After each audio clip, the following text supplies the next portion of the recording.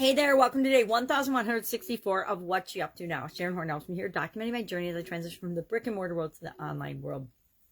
Just got done with the day 6 of the 7th 30 plus day get up and go challenge. We talked about one of my favorite tools, and that is the 7 whys, going 7 whys deep to really be honest with yourself and figure out why it is that you want something that you say that you want.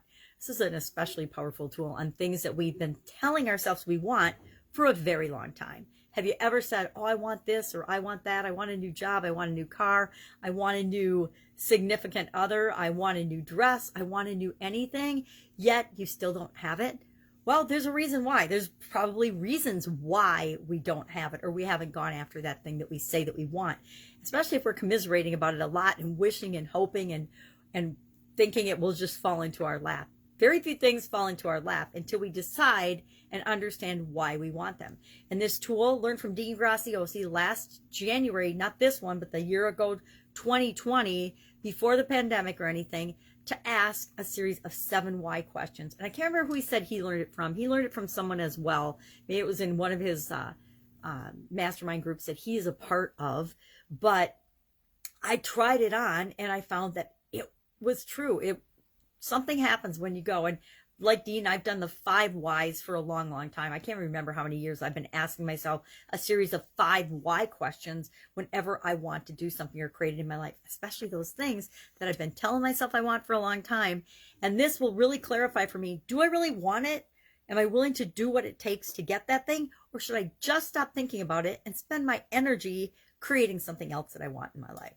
So for some reason, that the 2 additional whys just really gets down to the core values of what's important to us. And we can use that then, all of the whys that we come up with, to motivate ourselves, to keep us moving toward the thing that we want on those days when we find that what we did didn't work, or on those days that we find that we're not really sure we want to put forth the effort to create and get the thing that we say that we want. But we can learn to be more consistent and more truthful with ourselves and with our word. And we don't commit to things then if we really don't want to do them. It's just a great way to get to know ourselves better and to get better results out of ourselves than we normally do. I don't know about you, but I'm really good at making up reasons why I can't do something, why I haven't done it yet, why it's not for me, why it's for other people and not for me, yada, yada, yada, ad nauseum. And I know as I'm saying them, it normally just in my head and not out loud, that they're absolutely ridiculous and they're just excuses for me not taking action in the direction that I want to go. So we talked about that for the Get Up and Go Challenge.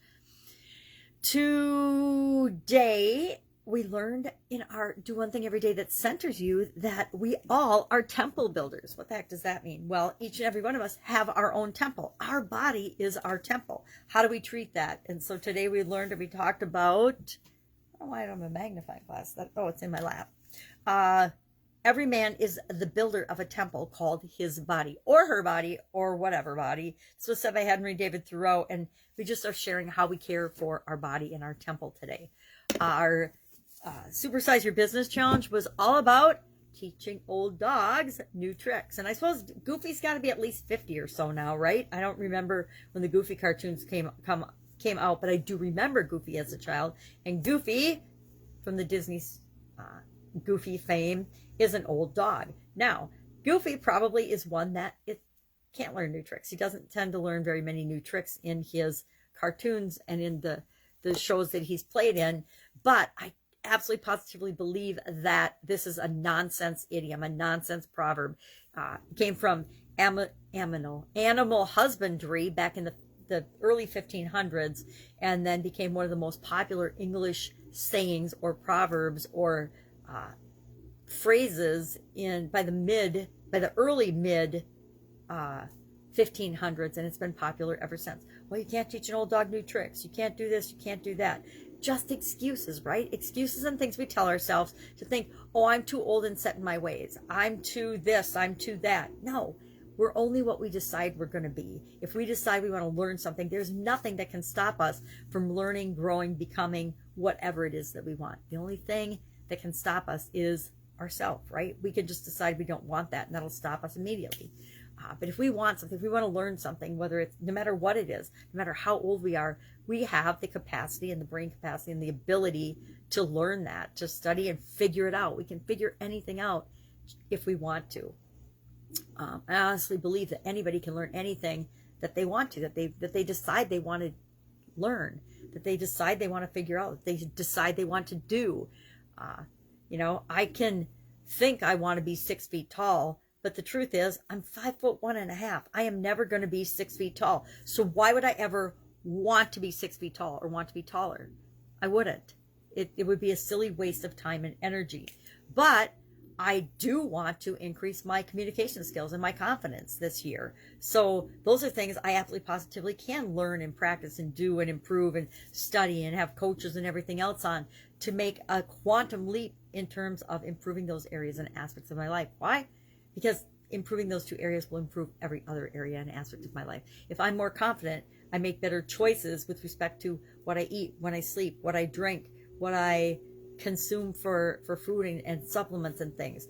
If I am more confident, I will make better business decisions. I will choose better relationships. It will positively impact every area and aspect of my life. Same is true of communication skills. If I increase and improve my communication skills, and not just my listening, but also my way of delivering messages and stories and communicating with other people so that they understand it. Communication only works if the message that I'm trying to deliver with the intent and the feeling behind it is received in that same or similar way by the person that I'm communicating with. If it doesn't, if there's a breakdown anywhere in that process, which it's super easy to break down, then the message might not get through. And if the message doesn't get through, then the results that I would like to see from that and the other person would like to see from that, chances of that happening are slim to none.